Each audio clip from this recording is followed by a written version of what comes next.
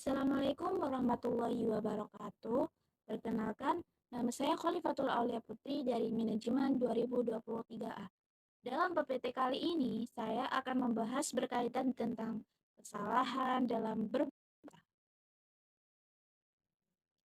Mengapa terdapat kesalahan dalam berbahasa? Yaitu karena dalam bahasa Indonesia tentunya ada problematika yang membuat kesalahan berbahasa itu dapat terjadi. Seperti satu, tidak memahami konsep bahasa Indonesia, tidak paham atau tidak dapat memahami konsep bahasa Indonesia dengan baik dan benar.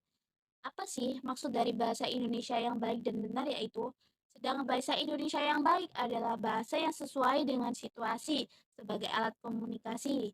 Seperti bahasa harus dapat efektif menyampaikan maksud kepada lawan bicara. Sedangkan bahasa Indonesia yang benar adalah bahasa yang sesuai dengan kaidah bahasa baku, baik kaidah untuk bahasa baku tertulis maupun bahasa baku lisan, atau gampangannya yaitu sesuai dengan kaidah bahasa.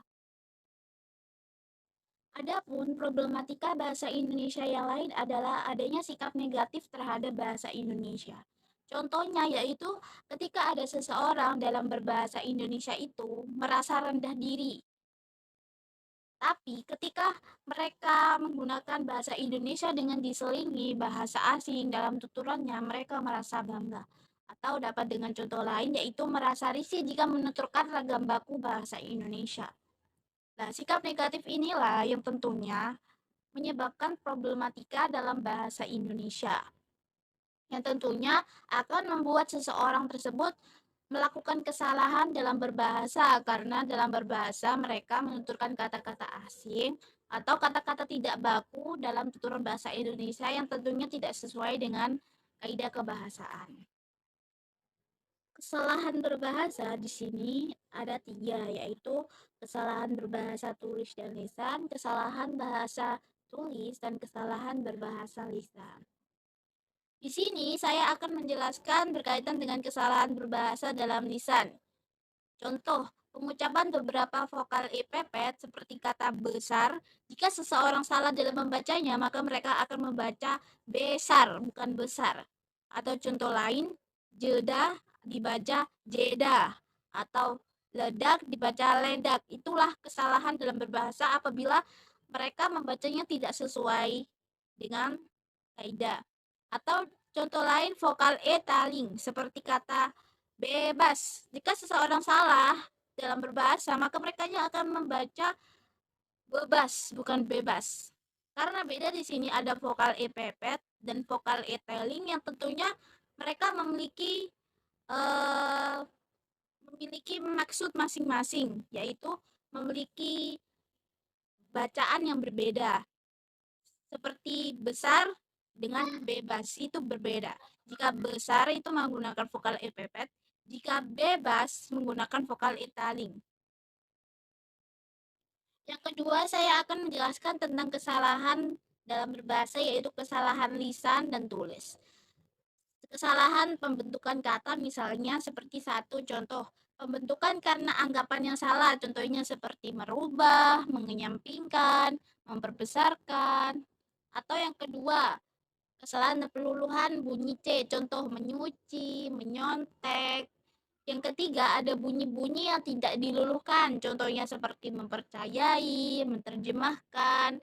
Dan yang keempat, contohnya pemakaian bentuk me yang seharusnya menge, contoh membom yang aslinya harus mengebom, atau mensahkan yang harusnya mengesahkan. Dan yang kelima, ada pemakaian ke yang keliru seperti contoh ketawa. Yang keenam, pemakaian akhiran ir, contohnya legalisir, koordinir, dan lain-lain. Dan yang ketiga, ada kesalahan dalam penulisan.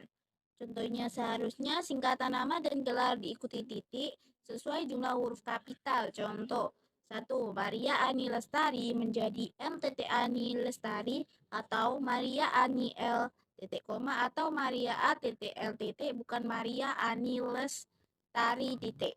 Dan yang kedua, ada nama dan gelar dipisahkan koma. Contoh, Muhammad Sujek, STT, PTT. Atau yang kedua, contohnya Marisa Karunia, STT, KTT, MTT. Itulah teman-teman kesalahan berbahasa yang dapat saya jelaskan. Bagaimana sih cara agar tidak melakukan kesalahan dalam berbahasa, yaitu dapat dengan memiliki kemampuan berbahasa yang baik. Bagaimana cara memiliki kemampuan berbahasa yang baik, yaitu dengan terdapat LAD atau Language Acquisition Device. Yang kedua, yaitu dengan belajar bahasa, bukan hanya memahami bahasa, melainkan juga terampil menggunakan bahasa. Dan yang ketiga, ada produksi bahasa, itu dipengaruhi oleh kompetensi-kompetensi yang dimiliki oleh seseorang. Maksudnya, apabila seseorang memiliki kompetensi kemampuan berbahasa yang baik, mereka akan memiliki nol kemungkinan untuk melakukan kesalahan dalam berbahasa. Karena apa? Karena mereka sudah memiliki skill-skill yang baik dalam berbahasa. Kalian penasaran nggak sih kompetensi-kompetensi seperti apa yang diperlukan dalam produksi bahasa, atau kemampuan seperti apa yang harus ada dalam diri seseorang agar tidak terjadi kesalahan dalam berbahasa? Yaitu ada beberapa kompetensi di sini, yaitu kompetensi linguistik, kemampuan mengatur struktur kata, frasa, kalimat. Dan yang kedua ada kompetensi sosiolinguistik, yaitu kemampuan memahami struktur dalam, maksud, konteks, bentuk tuturan.